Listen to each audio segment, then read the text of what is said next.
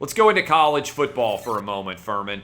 Fifth straight week of winning picks for me. I'll give you my Outkick six-pack for the NFL in a moment, but I'm going to run through the biggest games and tell you what side I'm on and then let you break them down. And when I say biggest games, I mean games featuring multiple top 25 teams. I've got Texas. I got them at plus 3.5. I think they beat Oklahoma outright. I also am taking Arkansas plus the points on the road against Ole Miss.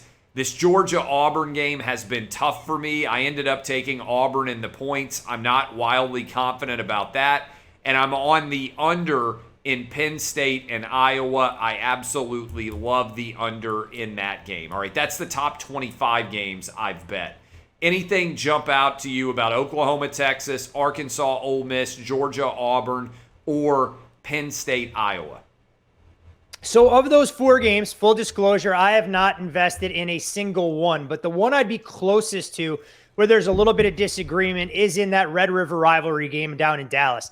I think when you look at Oklahoma, there's no doubt that this offense has lacked the big play potential. I mean, they've escaped countless games already this season. Oklahoma is winless from an against the spread standpoint against FBS opponents. The only comfortable victory they had was a 76-0 thrashing of Western Carolina. And I think the big problem is, Spencer Rattler hasn't shown that physically imposing rushing style. It's an element of Oklahoma's offense that we saw with Baker Mayfield to some extent, but more pronounced with Jalen Hurts and Kyler Murray. And when you look at this Oklahoma team, they have to go out there and find a big play or two because this Texas defense is extremely vulnerable, in my opinion. And we saw that on full display when they were boat raced in Fayetteville by the aforementioned Arkansas Razorbacks. Now, for Texas, the key here is no surprise. It's getting Bijan Robinson the ball as many times as his body can possibly handle in this particular spot. If that means he touches it on 35% of the offensive plays, so be it, fresh off of his 200-yard rushing performance against TCU.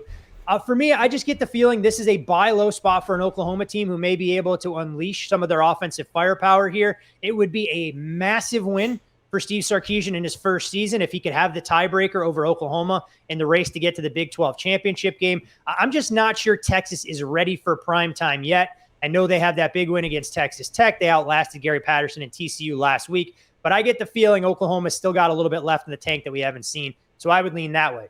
As far as the other games are concerned, I understand where you're coming from on Arkansas. I actually lean under the total a bit there. I think these two teams, to a certain extent, are mirror images of one another. Yes, Matt Corral is more explosive offensively, but Arkansas really stymied him last year, forced him into 6 interceptions in a game where he went 20 of 38.